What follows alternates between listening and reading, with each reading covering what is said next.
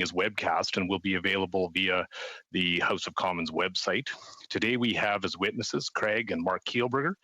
They are founders of We Charity. They are here by parliamentary summons. They are accompanied by their lawyer, Mr. William McDowell. Mr. McDowell has asked to attend today's meeting to be with his clients. This request has been agreed to by the members of this committee. Mr. McDowell has also requested standing to deliver an opening statement and to intervene on behalf of his clients. This would be unprecedented.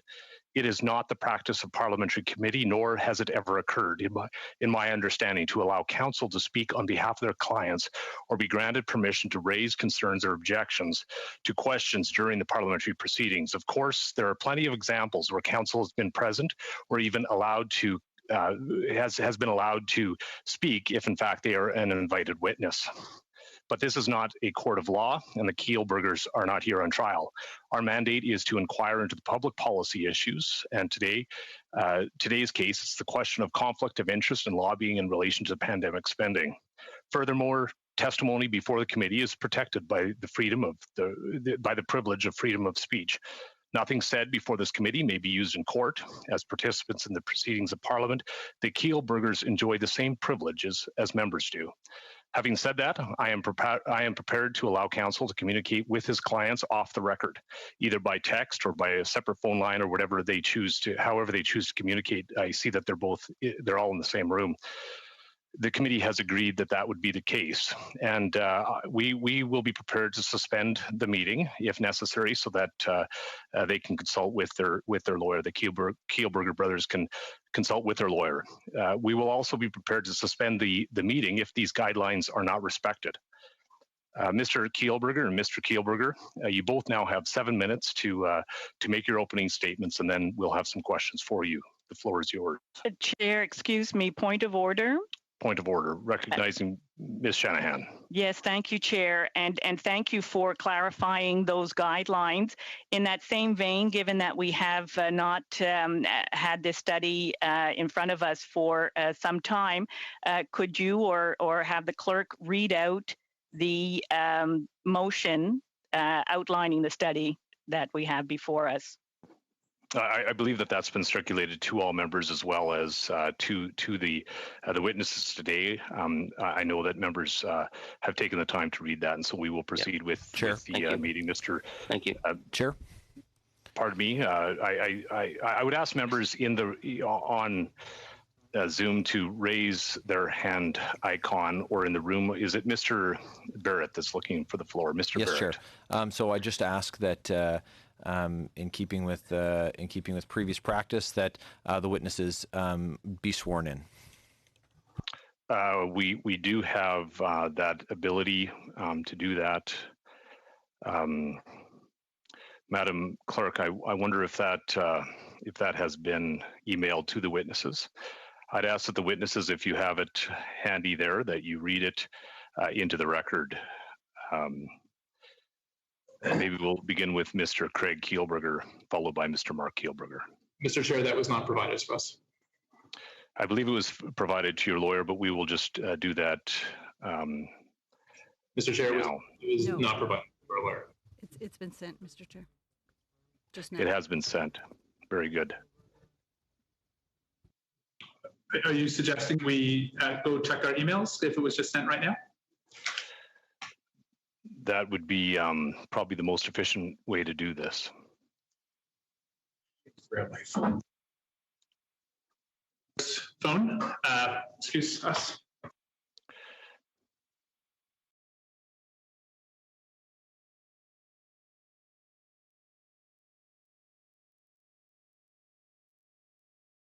Point of order.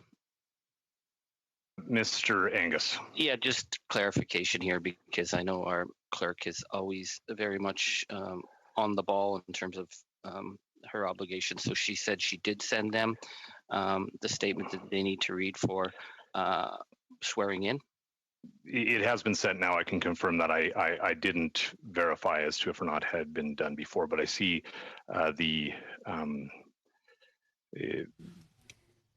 we'll just verify if the Kielburger, if Mr. Marc and Craig Kielburger, have you got a copy of the text?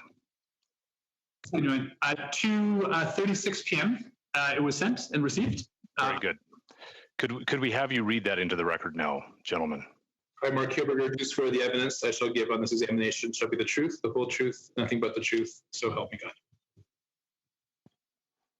I, Craig Kielburger, do swear that the evidence I shall give on this examination shall be the truth, the whole truth, and nothing but the truth, so help me God. Thank you, gentlemen. The floor is now yours to begin with your opening statement.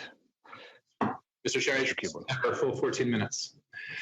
We grew up in Thornhill, Ontario. We were taught by our family, like countless young people being taught by their families, just to do good for others. Craig was 12 years old when he heard how a young child slave in Pakistan was killed for trying to end child labor. It was a tragic lesson that life is precious, good is fragile, and those in positions of power can easily hurt others for their own benefit. When we started a Canadian charity 25 years ago, we were just two teenagers wanting to do good. And once we launched Free the Children, now We Charity, we found millions of Canadian kids who also just wanted to do good, to help make the world a little bit better. The charity's mission statement is simple. We make doing good doable. For the last 9 months, we have sought to be measured in our comments as the good of a children's charity has been destroyed by political crossfire. Today, we are taking a stand. We have been disappointed in the conduct of all... Monsieur le Président, point d'ordre, s'il vous plaît. Il n'y a plus de traduction. Alors... Pardon me, point of order. I'll respond to the order, Mr. Fortin. Oui, il n'y a plus de traduction présentement. La traductrice dit que c'est impossible pour elle de traduire.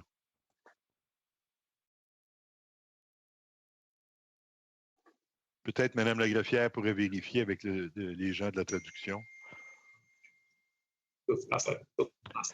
Thank you. This was highlighted before, and the request was given to the Kielburgers through their lawyer that they be provided with headsets so that they would that translation would be possible. I would ask the witnesses if it is possible to hook up your headset or some mechanism by which you would provide less echo.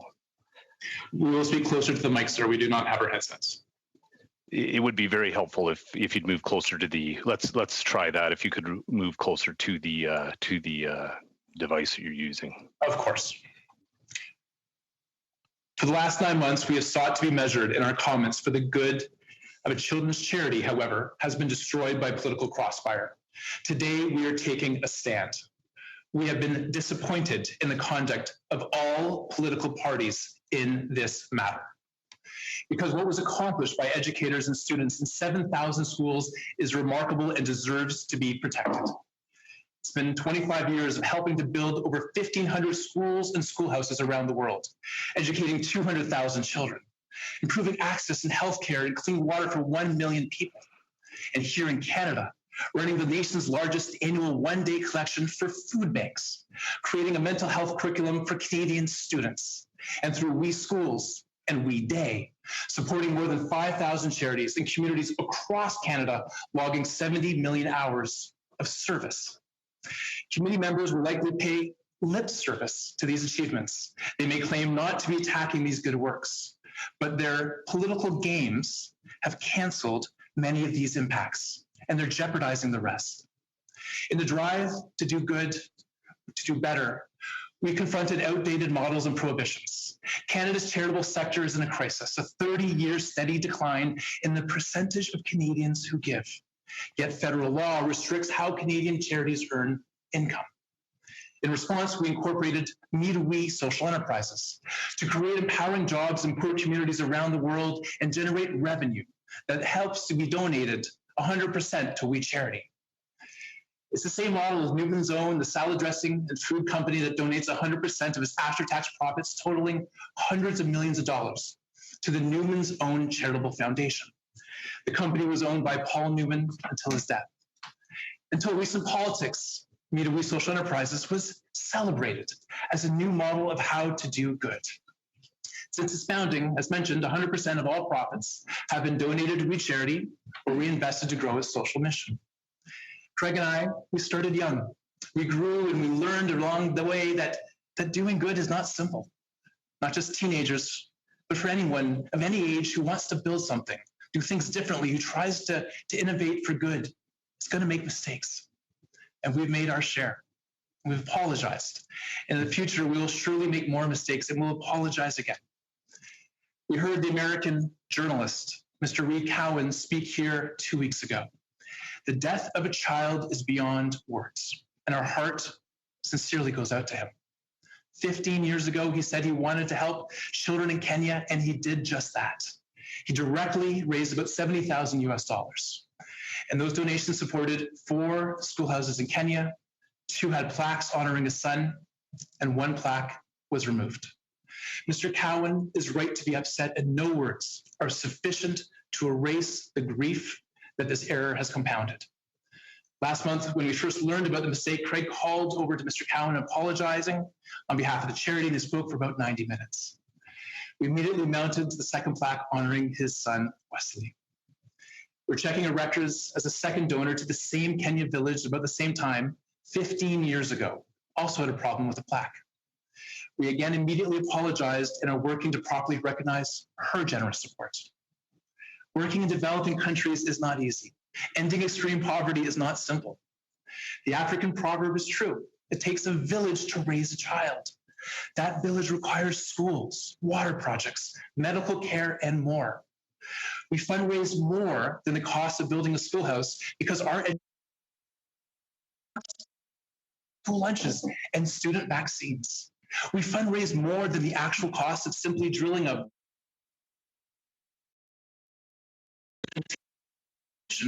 fuel and repairs to keep community projects going for years.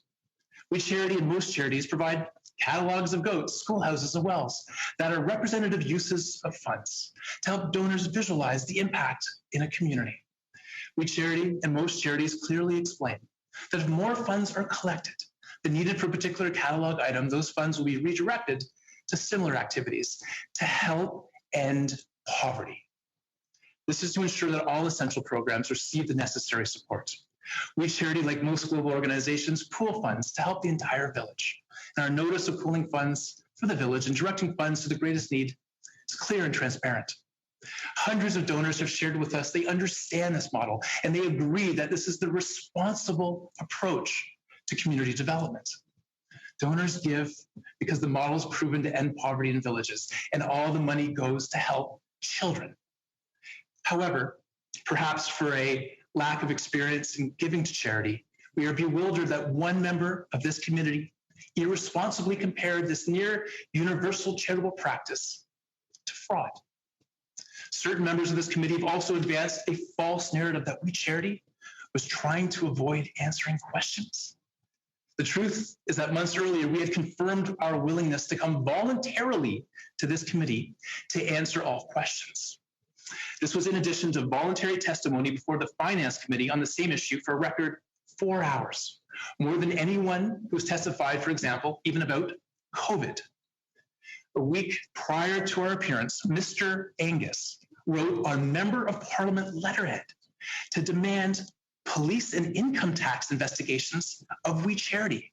And clearly showing the political purpose of his actions, he announces this on Twitter. And his letter was immediately leaked to the press to generate headlines. Imagine the NDP calling in the police for clearly political purposes on a children's charity. Craig and I wanted nothing more than come to talk to you, to prove to you that such allegations are wrong. If this was about us as individuals, we would have come here right away to refute some of the very personal attacks on our integrity, but it's not that simple. This charity is more important than us, and the charity's work must be carefully protected. You see, even as We Charity winds down its Canadian activities because of politics, it continues to operate life-saving humanitarian programs, such as a hospital in Kenya that is the only safe place for women to give birth for miles. By requesting a law enforcement investigation for political reasons of We Charity in the middle of these proceedings, even before hearing from us, Mr. Angus knew he'd get headlines while making it hard for the charity to defend itself. And let's be clear, Mr. Workington, with respect, it's a public one at that. This forum doesn't give We Charity or us the legal protections guaranteed to Canadians. Politicians are not impartial. Without recognizing our right to present our own evidence, this committee is trying We Charity in the court of public opinion and forcing testimony. One member of parliament, Mr. Poilievre, even threatened us with imprisonment before a summons was issued. Members of parliament often speak of their privileges, and you just did a few moments ago. So that all Canadians understand what you're referring to, the legal term absolute privilege means members of parliament can say anything they want, no matter how malicious and false. Canadians are powerless to hold members of parliament accountable for falsehood. And then on social media and conventional media, they will share these statements and these false accusations. Over the past 9 months, many falsehoods have circulated about We Charity and those associated with it. Lies and innuendo have been spread about me, my brother, our families. Not even our 80-year-old parents have been spared. Trying to respond to the tsunami of misinformation, we asked leading Canadian forensic accountants to conduct a thorough review to determine if there was anything improper arising from our relationship between us, our families, or Me2We social enterprise. To be clear, no one asked us to do this, and we welcomed this inquiry from non-political experts. We provided everything the auditor asked for, from our personal finances to real estate. The forensic accountants concluded, and I quote, "We did not identify any concerns in relation to the interactions between We Charity and Me2We social enterprises, and we found no evidence of improper transactions which benefited the Kielburgers personally." MPs have now demanded or initiated 9 different inquiries relating to We Charity. The Standing Committee on Finance, the Standing Committee on Process and House Affairs, the Standing Committee on Ethics, the Commissioner of Official Languages, the Conflict of Interest and Ethics Commissioner, the Privacy Commissioner, the Commissioner of Lobbying, and thanks to Mr. Angus, now potentially the RCMP and the CRA. We Charity believes in fairness, accountability, and transparency. It will work with any non-political agency investigating legal matters. But to the Canadians who are watching, I say if partisan politicians can use their powers irresponsibly, then they can do it to any organization or business. Consider what the politicians did to a Canadian-owned small business named Speaker Spotlight, which was been part of these proceedings. They pressured the owners to break privacy laws. When that failed, they mounted a public relations campaign against the small business. A reckless, mean-spirited attack that resulted in doxing, online hate, harassment, and threats of violence. The Conservatives, the party of small business and free enterprise, initiated that. And to this day, no Conservative member of Parliament has apologized for the hate or the harm they've caused. When your sole talking point is you've got the power, you betray indifference to using it responsibly. So at the request of We Charity's board of directors, joining us today is Will McDowell, a former Associate Deputy Minister of Justice, who served under both Paul Martin and Stephen Harper. For context as well, we had our COVID tests this morning. The charity is entitled to fairness and respect for its rights. If Mr. Angus had not changed the rules at the last minute, Craig and I would be here on our own as originally planned. Mr. McDowell is here to protect the interests of the charity because of Mr. Angus's actions. Although Canadian politics have canceled We Charity in Canada, in countries like Kenya, the endowment will be set up and will continue to help children for generations. It will help operate Baraka Hospital, where in December, 158 babies were safely born. It will help run secondary schools, delivering education to help hundreds of girls, many avoiding the slavery of early childhood marriage. Many good people are delivering these projects. They do not deserve to be political pawns. The stated mandate of this committee is to investigate pandemic spending. Here's a simple fact. Given a chance to do good for 100,000 students and other charities during the pandemic, We Charity agreed to help. That's what charities do. They help where that is needed. We didn't advise the Prime Minister and Mr. Bono not to recuse themselves. We never prorogued Parliament. We're not involved in the decision to filibuster the committee this fall. This is a political scandal for the government, not We Charity. The government hid behind a children's charity by letting it take the fall for their political decisions. and the opposition allowed them. Not a single member of Parliament has spoken up for the millions of Canadian children around the world who benefited from this organization. And as MPs, of course, you have the power to summon who you please. So let me ask you, after a year of political games, what's been the result? What have you accomplished? March is the one-year anniversary of the WHO declaring a pandemic. Hundreds of thousands of Canadian kids will once again need employment this summer. Where's the replacement program for youth opportunity? Who among you have developed a better plan to match nonprofits in the volunteer sector they so desperately need? How has Canadian youth and any of this made them, as young people in Canada, more likely to serve or more likely one day to go into politics? It's easy to tear down irresponsibly. It's, however, difficult to build and much more difficult to replace what you destroy. We Charity, it wasn't perfect, but as Canadian youth and Canadian young people, they were better off because of it. Winston Churchill warned that some people's idea of free speech is they are free to say what they like, but if anyone else says anything back, that is an outrage. Just as Churchill predicted, some of you may be outraged that we point out the politics at the root of all this. If today is anything like our committee appearance 9 months ago, you will make your speeches, denounce us, ask your questions, answer them yourself, and then ignore our answers. And as you do, we will think of the remaining dedicated staff pouring heart and soul into doing good, like operating a hospital at a secondary school in Kenya. So today will be another day of bombardment from you, but tomorrow we will return to the good work of helping children. Thank you, Mr. President. Thank you, the Chair. Mr. McDowell would like to say a few words. All right. Pardon me, that completes the 14 minutes. And of course, Mr. McDowell hasn't been given permission by this committee to speak. We'll turn to Mr. Barrett now for the first round of questions. Monsieur le Président, juste avant qu'on débute, je veux... Point of order. Oui, Mr. Fortin. Merci, Monsieur le Président. Je ne voudrais pas interrompre M. Barrett durant ses questions, donc je préfère le faire avant. Il y avait des tests, je crois, d'équipement qui devaient être faits avec les témoins avant qu'ils témoignent, les écouteurs, le micro, tout ça. Est-ce que ça a été fait? Est-ce qu'on leur a fourni l'équipement et est-ce qu'on a fait des tests?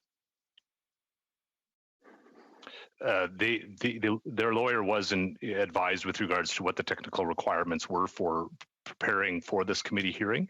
The decision was made by them not to comply with those requests and those requirements. It has made it very difficult for the staff and the interpreters for this committee, but I think we've been able to work with it.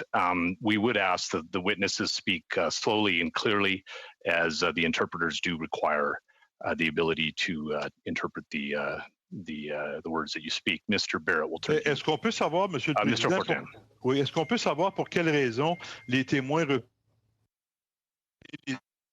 quelque chose qui devrait être corrigé? C'est quoi la raison? J'imagine que ce n'est pas seulement pour embêter la traduction, il doit y avoir une raison.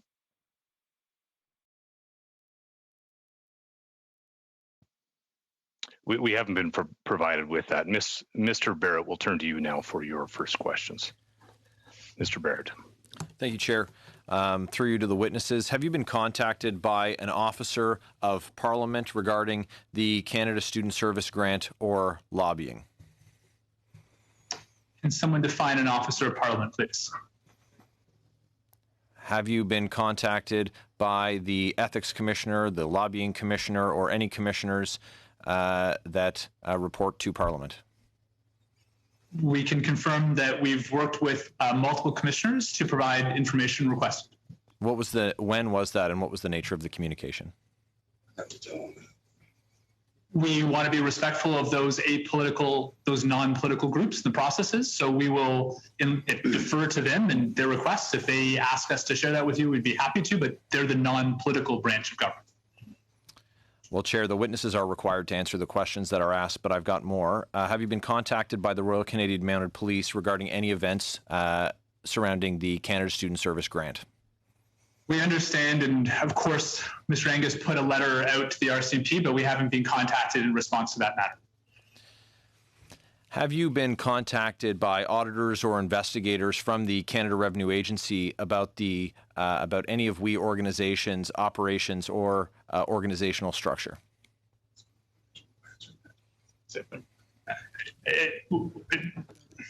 Mr. Angus, once again, for political reasons, put that letter out recently to the CRA, and we've yet to be contacted by them. Are there any investigations that you're aware of that are ongoing with respect to the events arising from or the Canada Student Service Grant that I haven't covered? Well, yes, of course, there's the Privacy Commissioner, the Ethics Commissioner, the Lobbying Commissioner, the Official Languages Commissioner, there's RCMP, the CRA, the FINA Committee, the Ethics Committee, the Procedure and House Affairs Committee, the 9 different groups that these MPs have triggered, and we will cooperate fully with all the various apolitical groups referenced. Okay. I thanks for answering the question. Initially, in the letter from your lawyer posted on Twitter, it said that you wouldn't answer questions with respect to those, but we have that answer. At your July 28th Finance Committee appearance, you gave many undertakings to follow up, but there wasn't a prompt reply.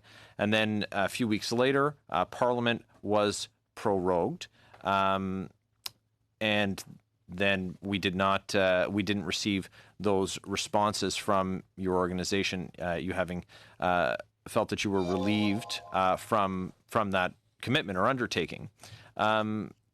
Was there any reason for the delay in that response? Mr. Barrett, we conducted ourselves by providing all undertakings in a reasonable time frame, and you'd have to go ask parliamentary staff, but your parliamentary staff has had these undertakings now, sir, for months. And to be clear, sorry, parliamentary staff, once the committee was dissolved, we were told not to direct it until prorogation stopped. So we weren't the one who prorogued government. As soon as government came back and we had a clerk to engage with, we handed over the undertakings. When was the first time that you were aware that that Parliament would be prorogued? When we read it in the news, same as everybody else. And to be clear, to be very clear, prorogation did no favors to our organization. It somehow made this seem like a larger issue than it is. We were very happy to hand over all the materials within the time frame originally outlined. Mr. Marc Kielburger, you testified at the Finance Committee that you did not have contact with Miss Katie Telford. Is that correct? That's correct. On April 13, 2020, is it not true that you did in fact have contact with Miss Telford by way of an email?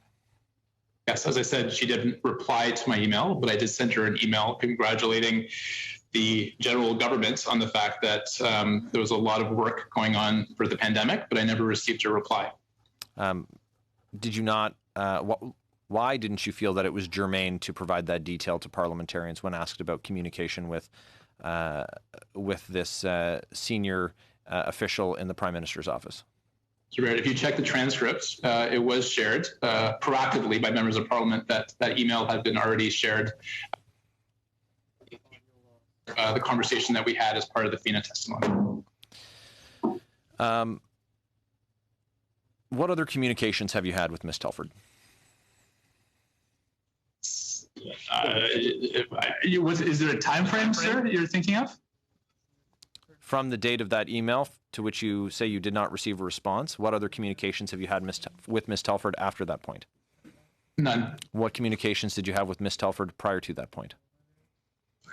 We'd have to go back and look at our records. Will you undertake to provide that information to the committee in a written form? We'll consider that.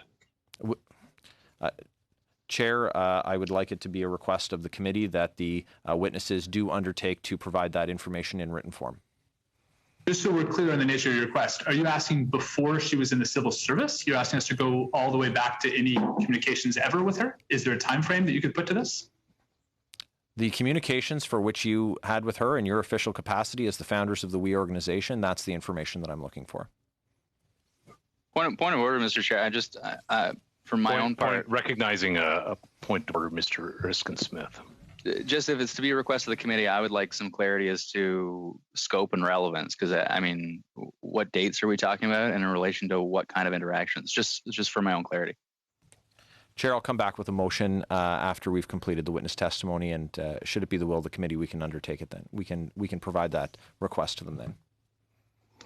That would be helpful. Mr. Barrett, we'll return to you for your final questions. There's nothing that we're concerned. We're more confused, candidly, by the request than anything else. Mr. Marc Kielburger, last spring, you did speak about a phone call with the PMO on April 23rd, the day after the Canada Student Service Grant was announced. That video was published. You later said that it was not, in fact, a member of the Prime Minister's office with which you spoke. You simply said you don't have the right date when asked. So why doesn't this sound right? Mr. Barrett, we spoke about that extensively in the last FINA testimony. I misspoke. I apologize. The initial point of contact was with Craig, with Rachel Warnick.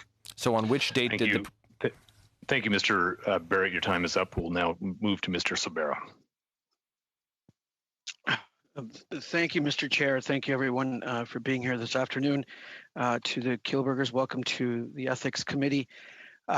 Thank you for availing yourselves. I've been part of the Ethics Committee, and prior to that was on Finance Committee, where we welcomed you both to Finance Committee, so I thank you for coming to that. I will say, I followed very well along the last couple of months what has gone on, how our government's obviously helped and worked through COVID-19.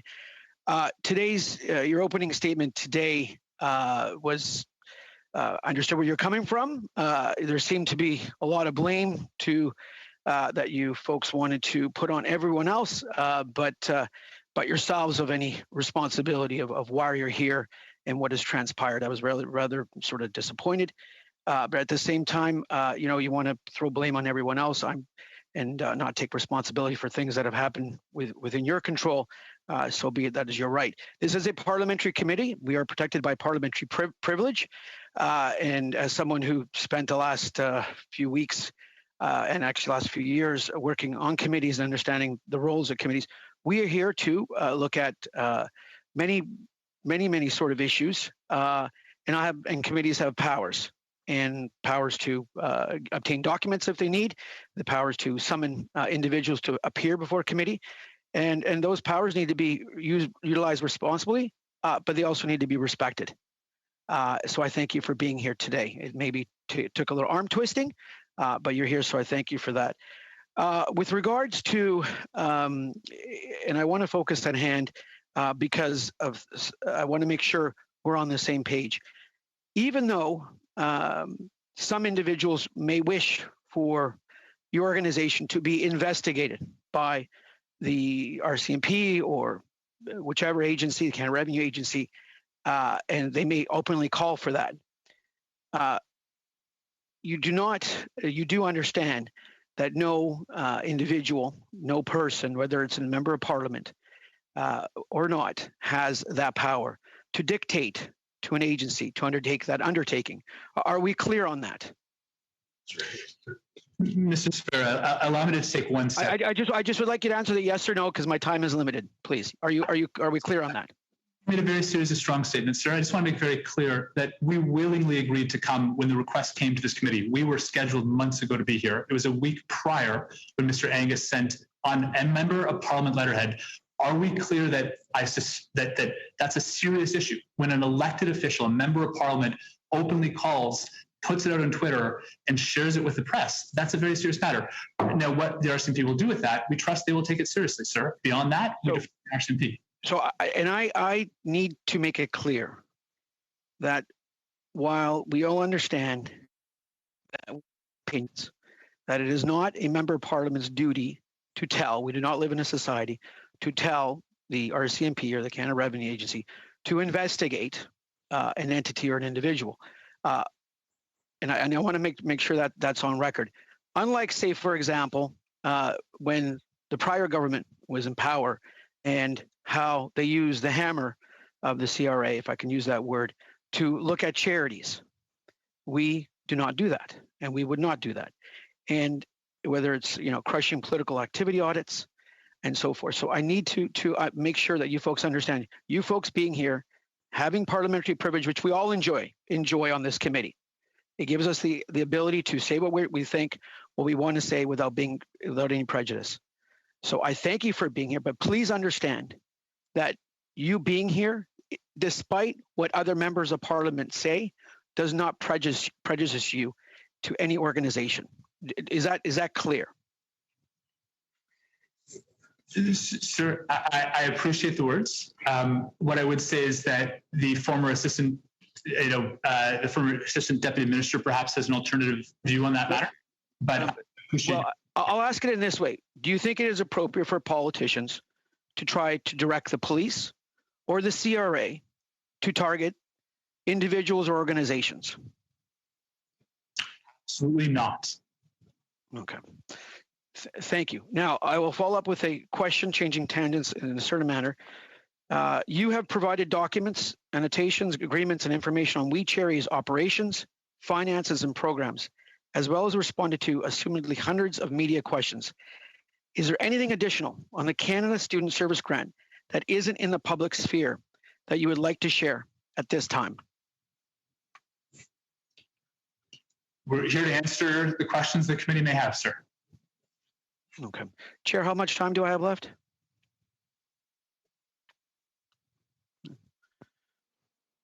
Pardon me, I'm just verifying. You have about a minute left, or about 40 seconds left. Okay. I'm to Marc and Craig, I am trying to stay within the sphere of the motion that we adopted on November 16th towards a study. I am not here as the member of parliament for my riding to talk about the testimony of Mr. Recowan, to talk about anything referenced in the Bloomberg articles. You folks will need to read those, much like you probably already have. You folks will need to take responsibility, whether it is rightly or wrongly, in what has been written in those, and respond into those articles. I, as a member of parliament, here to look at our government's programs. Has we and you, Marc and Craig, have you had contracts with the federal government in the past prior to the CSSG? Yes.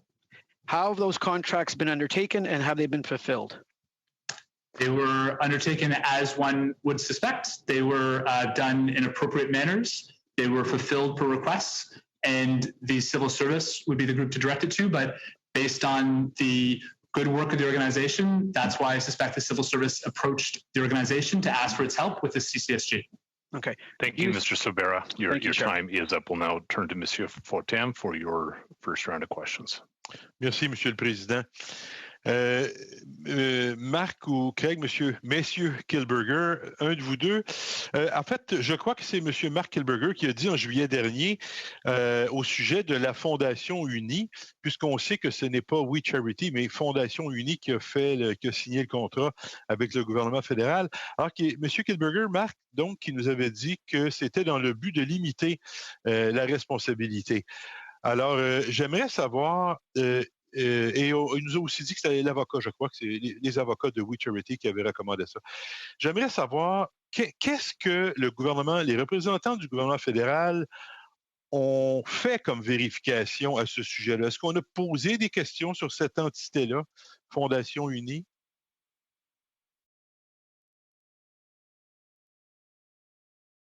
Mr. Fortin, the reason that request was made was because of the last minute during the contract negotiations. We were requested to take full liability for 40,000 young people, part of the program during a pandemic. And the government of Canada asked us to take full liability for that program. We expressed our concern. This was a last minute negotiation piece that had not been brought up previously. And as a result, we worked with our board of directors and our council to suggest the We Charity Foundation, which is a foundation, to be really clear, to take on the project. We explained that clearly to ESTC, the government agency, and they accepted. Est-ce que, à votre connaissance, il y a eu des vérifications de fait par le gouvernement fédéral concernant la situation financière de Fondation UNI?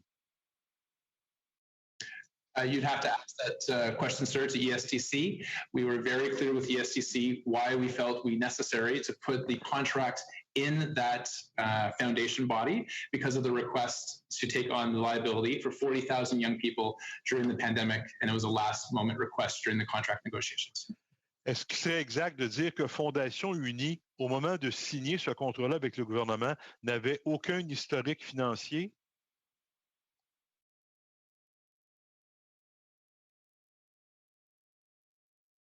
The contract was with the We Charity Foundation specifically because of the liability, but it was going to be We Charity that was going to implement the program that, of course, had very significant. Je m'excuse, M. Kielburger, je ne veux pas vous bousculer, mais le temps nous est précieux, vous le savez. La question était seulement de savoir, est-ce qu'il est exact de dire que Fondation Unie n'avait aucun historique financier au moment de signer le contrat avec le gouvernement fédéral? So that's correct. But the reason, again, we signed the contract with that entity is because of the request of ESTC to take on liability. We Charity. J'ai compris. Je vous remercie. Je vous remercie. Ça, c'est très bien compris. Vous l'avez expliqué, puis j'ai compris. Est-ce que Fondation Unie a par la suite fait des contrats ou des affaires avec un autre organisme que le gouvernement fédéral dans le cadre des bourses étudiantes?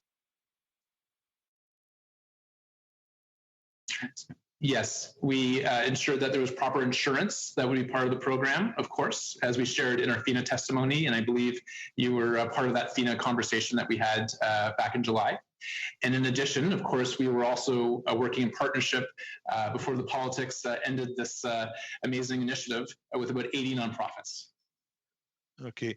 Quelle est la situation financière de Fondation Unie aujourd'hui? Are you required to ask We Charity or the We Charity Foundation? Fondation Unie. Sir, there seems to be a problem with the translation. Are you requesting regarding We Charity or We Charity Foundation? Monsieur le Président, je ne peux pas être plus clair, là. Fondation Unie. Est-ce que la traduction m'entend? Monsieur le Président, on fait avec ça, là. Problème de traduction. My apologies. We've heard you clearly now. Thank you. The We Charity Foundation returned in total all the funds transferred to it from the federal government, and We Charity absorbed the $5 million loss. Merci, M. Kielburger, mais ce n'était pas ça la question. Je demandais, est-ce que Fondation Unie, est-ce que c'est encore en activité aujourd'hui? Quelle est sa situation? It is in the process of closing down in Canada, but it is still legally operational until it's closed. Merci. Et je comprends qu'à votre connaissance, il n'y a personne au gouvernement fédéral qui a fait de vérification diligente sur la situation financière de Fondation Unie avant de signer le contrat.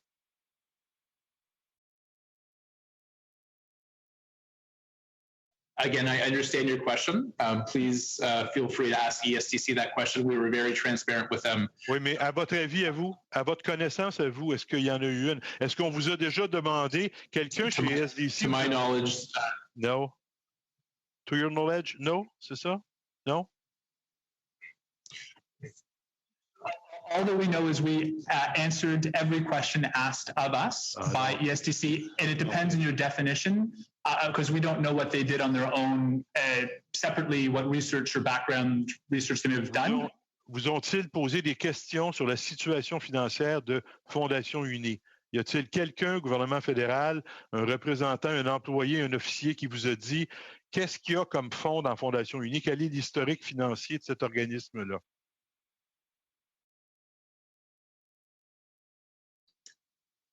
We created proper insurance, and we were very clear with that for ESTC. It was in the tens of millions of dollars.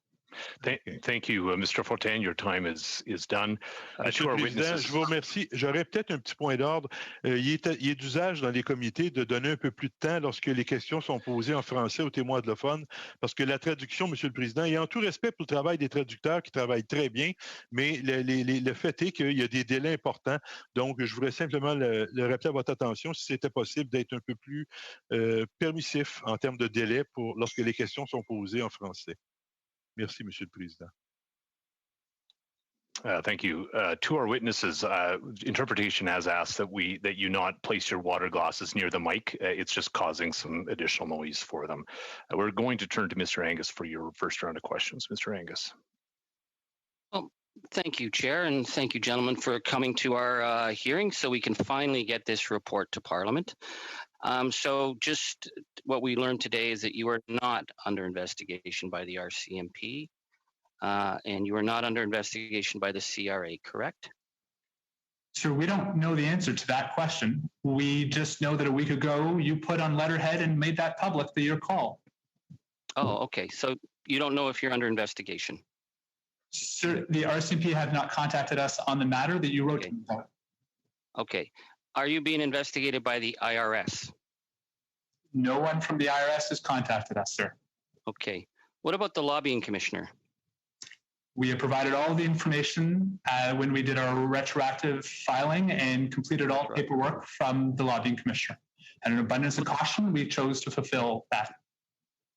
Thank you so much for that. It's just because what we had reading in the media about what we couldn't ask and could ask, I was just glad that you clarified that. So you came last July to our committee. You insisted on coming. You insisted on swearing under oath. We were actually not investigating We Charity at all. You insisted on coming at a time when one of my conservative colleagues had already written to the RCMP asking for an investigation. So just that's that. But what different between then and now is we didn't have access to the 5,000 pages of documents. And back then we had to, we could believe you or not believe you, but we had to trust because we didn't have documents. So there's a number of things in there that I think are serious inconsistencies. And you've said a number of times Canada called you. You were responding to Canada's call. And we know that's now not true. Craig, you called Canada. You called Bill Morneau. You said, "Hey, Bill, I hope this finds you, Nancy, Henry, Claire, Edward, and Grace enjoying some well-deserved downtime at Easter together." And you were pitching for $12 million. You contacted Minister Ning. You contacted Minister Chagger. You had that meeting with her on April 17th. So I asked because you were not registered to lobby. And you say out of abundance of caution, you register, your group registered after it became a big issue. Don't you think you would have saved yourselves a lot of grief if you just followed the rules like other charities do? Sir, in your statement, there were a multitude of falsehoods. We did not push to come back in the summer. We were asked, and we came voluntarily. No.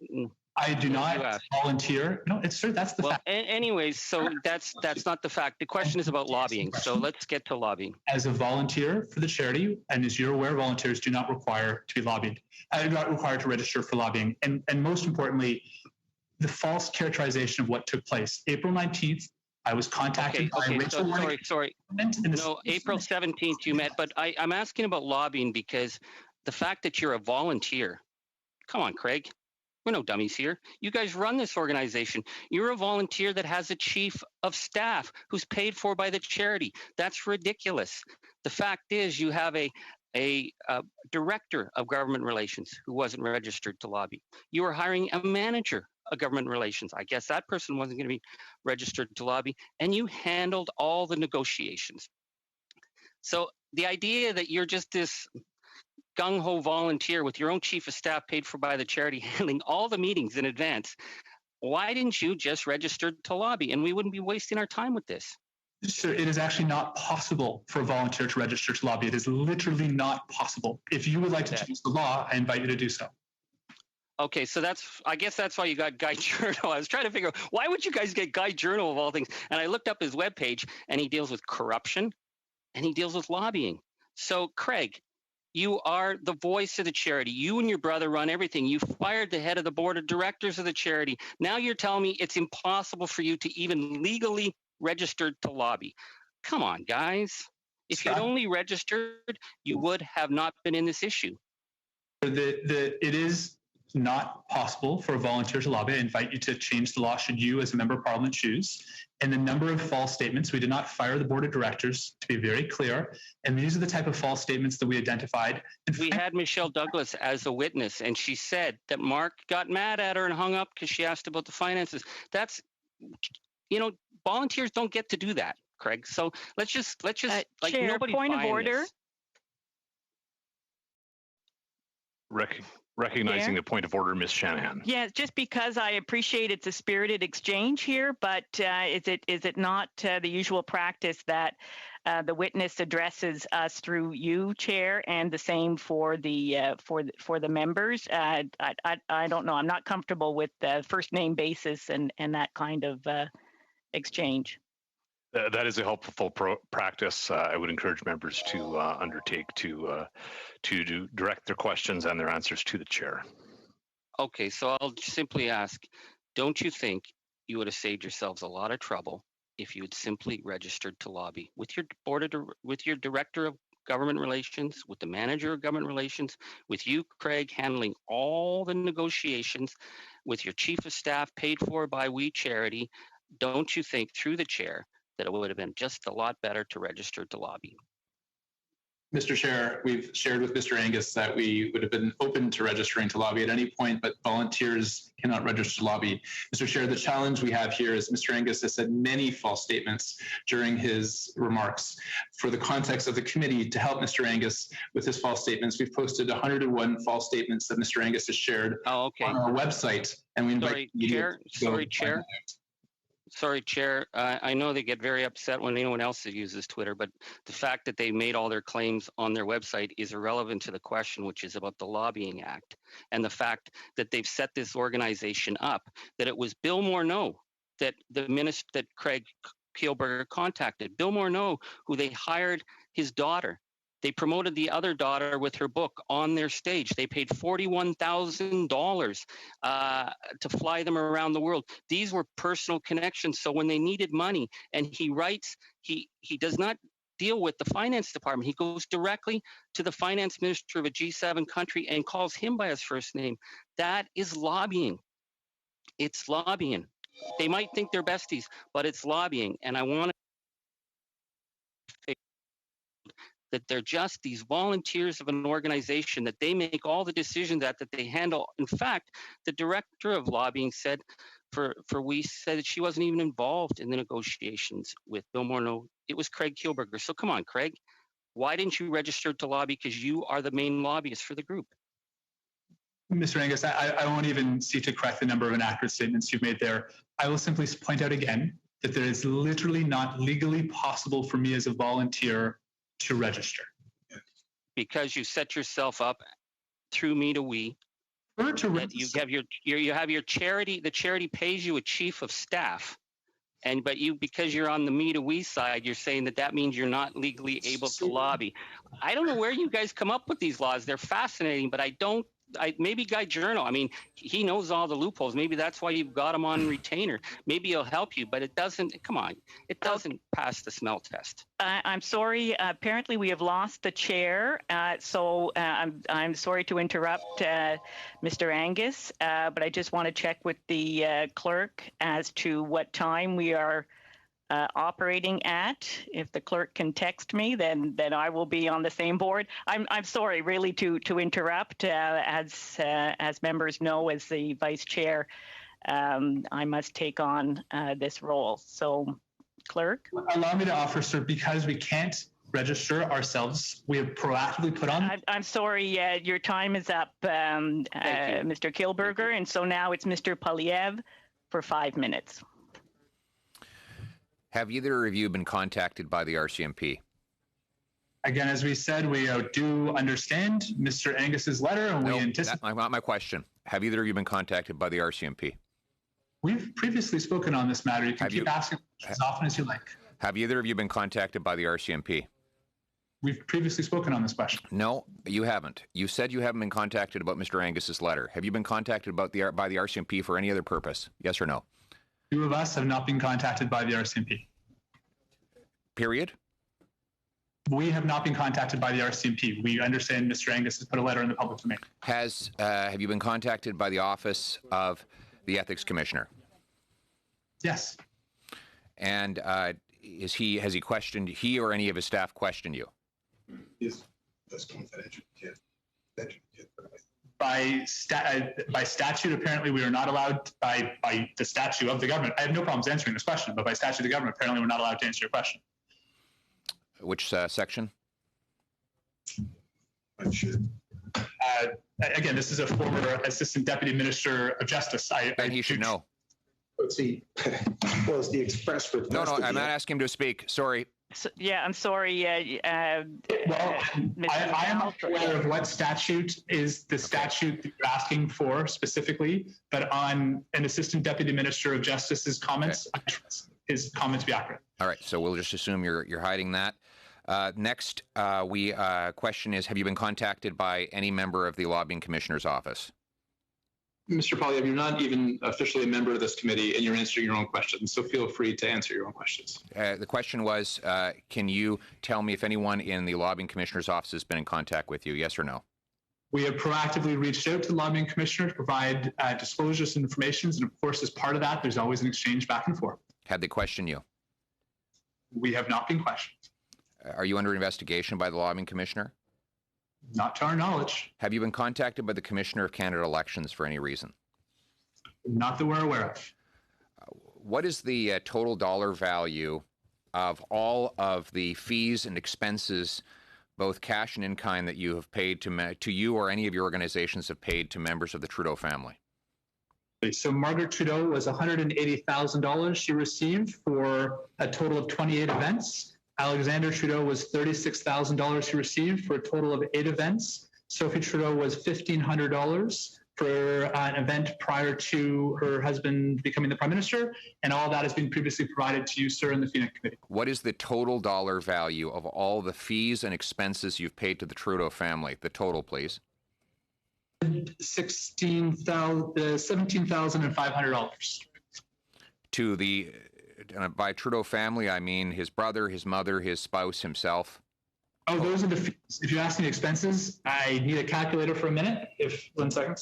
You can come back to it, but you will be if you're going to give this number on the record and you're going to testify it into the record under oath, because I want the total. I want nothing left out, and I want you to tell us what the total value is that you have paid to Mr. Trudeau, his wife, his brother, and his mother. The total of everything. Indeed. So we previously gave this to you 9 months ago. It's also on our website. I'm asking you to put it into the record. Get to it. Yes. Or you're going to be brought back to do it. Thank you very much, everyone. Your time's up, Mr. Poilievre. And point of order. Point of order. Actually, Madam Vice Chair, you're quite wrong. And because you were in the chair, we decided to run the timer. And I still have 1 minute and 25 seconds left. So nice try, but I'll keep going. No, nice Mr. try. Poilievre, I am being directed by the clerk. Nice try. And it is I have the clock right here. I have the clock right here. Please mute Mr. the clerk has just the clerk has just confirmed to me that I do have more than a minute left. She's just said it herself. All right, then I stand corrected. Well, thank you very much. Very strange that you do follow. No, I'm sorry. I'm taking the direction from the clerk as far as the time. Thank you for your understanding. Please go ahead, Mr. Poilievre. 1 more minute. Total dollar value that you've paid Mr. Trudeau, his wife, his brother, and his mother. Well, that I can give you. That's what I said. It was $217,500. No, the dollar value, including expenses. Well, we never gave expenses to them. We paid those expenses directly, of course. Right, for them. We paid like the hotel bill when they stayed, or the flights. That's right. Was coming. That's right. Expenses would have been over roughly, oh my gosh, 8. Sorry, we're doing this for you. 36. It's so much money you can't even keep track of it all. There was 42 events. It was a total of $209,000, 620 plus 16 cents for the expenses for the individuals, which works out to roughly. Rappel au règlement, Madame la Présidente. Mais maintenant, je pense que notre président est de retour. Merci, Monsieur le Président. Donc, vous avez un appel au règlement. Puis, le temps est terminé. The time is finished. Actually, it's not. And I want a point of order, Mr. Chair. Point of order, Mr. Chair. Yes, point of order, recognizing point of order, Mr. Poilievre. On 2 separate occasions, the Liberal Vice Chair has tried to interrupt my testimony by falsely claiming that I was out of time, even though I kept time, and I can show definitively that my time has not expired.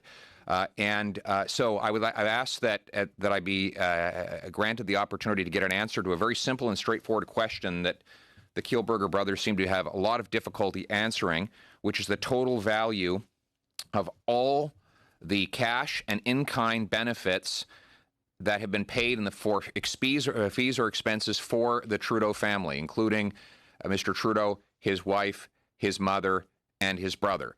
Simple question. I've been trying to get an answer for 2 minutes, but regularly interrupted by the vice chair. Okay, we'll allow for an answer, and then your time is up, Mr. Polyev, and then we'll move on to the next questioner. We'll give some time for the answer. So again, we've never, of course, paid any expenses or honorariums to Mr. Trudeau, but to Margaret Trudeau, Alexander Trudeau, and Sophie Trudeau over the past, 10 plus years of various speaking Just events. the total, please. Get to it. it. Trying to do the quickest math that I can here. Adding it together is roughly $216,000 in honorariums, and roughly $209,000 in expenses. And then you could, which of course was not paid to them. That goes, we just pay it directly to hotel or flight. And if you add that together, it's a little over $400,000 that would have been all the expenses over the past decade for 42 different events that they attended and spoke on the stage. Thank you, Mr. Polyev. We're going to turn to Ms. Latanzio. Thank you, Mr. Chairman. Thank you, gentlemen, for being here today.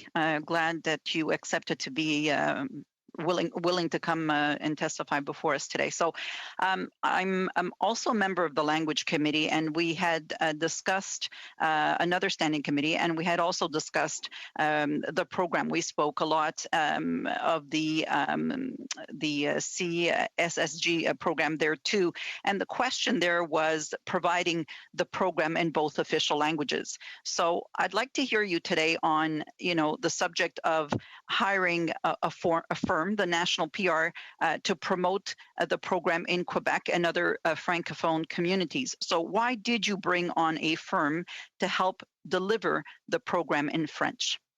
So, l'organisation est complètement bilingue, les tournées de discours, les sites web, les programmes. Nous avons un bureau à Montréal pour aider les élèves et engager avec des écoles autour de la province, mais parce que cet événement, ce programme était si grand et si rapide, nous avons engagé beaucoup de groupes pour nous aider autour du Canada, même en Québec. We'll give you a little more information of our programs. And we had about 400 schools prior to this political situation active in Quebec with us. And prior to the CSSG, we had about 12 full-time staff in our Montreal office and about 16 when the program was launched. But we were asked to turn ourselves into a pretzel to help the government run this program as quickly as possible. And sincerely, we needed all the help we could get. There was talk that that office that you had in Montreal was actually closed. Is that correct? Is that we had time before the pandemic and 16, of course, when the program began. The only thing that closed it was the politics. Okay. Does the We Charity frequently outsource work to other organizations for French initiatives? We've worked with National PR for years with our We Days in Montreal, l'Organisation Unie, and we have done We Days for many years, and National PR was involved with those We Days. And to answer your question, we also engage with English language equivalent firms in other parts of Canada also. It wasn't unusual for us. Okay. And what would be the costs and fees associated with outsourcing translation or having bilingual staff or resources to have this program in either English or French, but more particularly in French in Quebec? It was in the hundreds of thousands of dollars. We're happy to look into that. Would you be able to provide us that information? Absolutely. We're happy to provide an overview. Okay. And I ask you about WE's ability to deliver the program in both official languages on the onset. Were you asked that specific question? We were. And can you tell us if any concerns were raised with regards to the ability to be able to do so? No concerns were raised. Okay. So you had already executed this type of work in the past? That's correct. Can you give us some examples? Sure. As context, we did 12 La Journée Unie, which are celebrations that brought youth together from all across the province for service and volunteer programs. We helped engage 400 schools in the province of Quebec and had partnerships with school districts, post-secondary, nonprofit partners across the province. We'd had a full-time presence in the province for a decade, engaging students.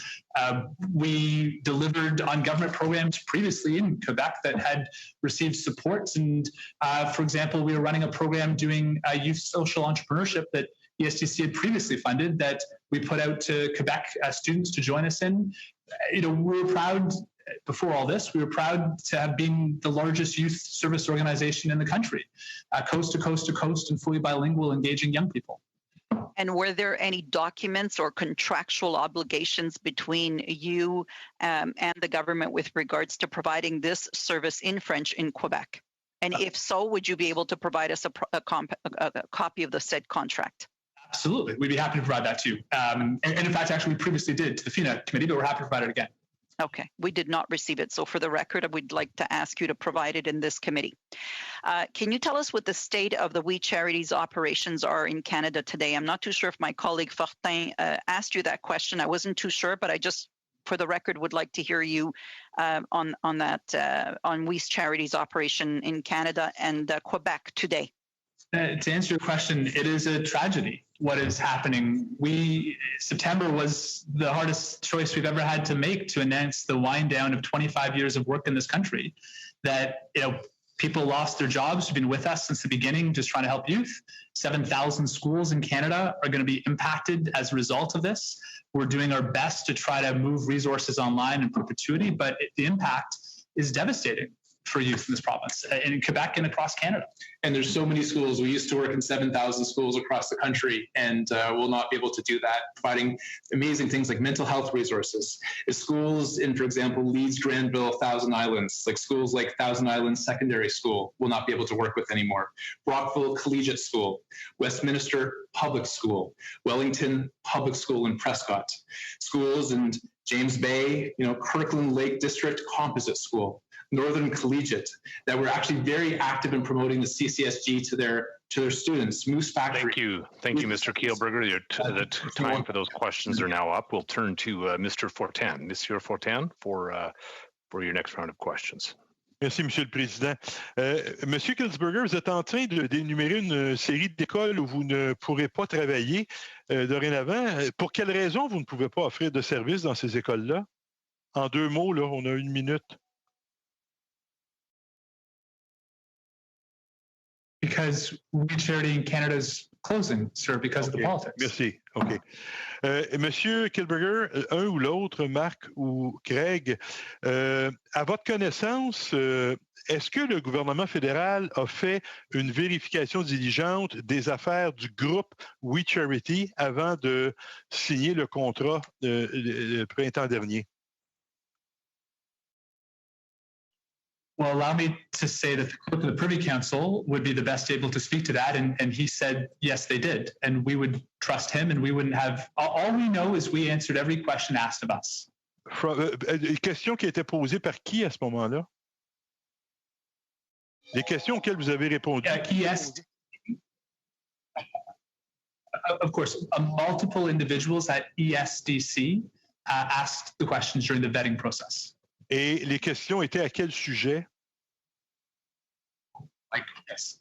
Well, it's important to provide context to this that in 2017, ESDC came, Rachel Warnick, to visit our offices. 2018, they gave us a $800,000 grant to test. Non, mais je vous remercie. Je sais, M. Kielburger, je veux dire, au printemps 2020, au moment de vous donner le contrat de 43 millions pour gérer les bourses étudiantes, est-ce qu'il y a des questions qui vous ont été posées relativement à la situation financière du groupe We Charity?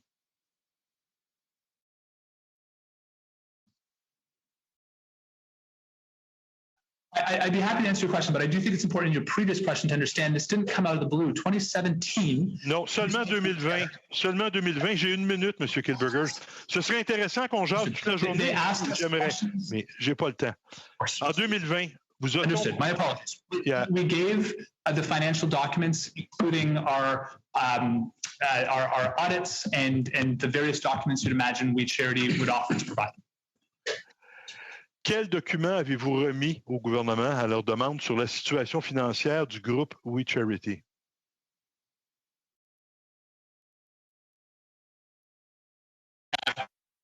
every question, all of our documents.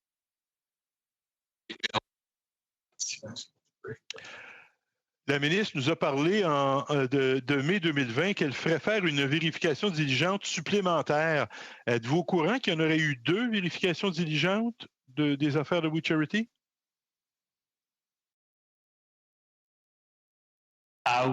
We were not aware of that, but would defer to the civil service if that's what they did. En ce qui concerne votre capacité de livrer le programme au Québec, on comprend que vous aviez mandaté le cabinet de relations publiques nationales pour s'en occuper. Est-ce que par le passé, We Charity a déjà livré des programmes semblables au Québec?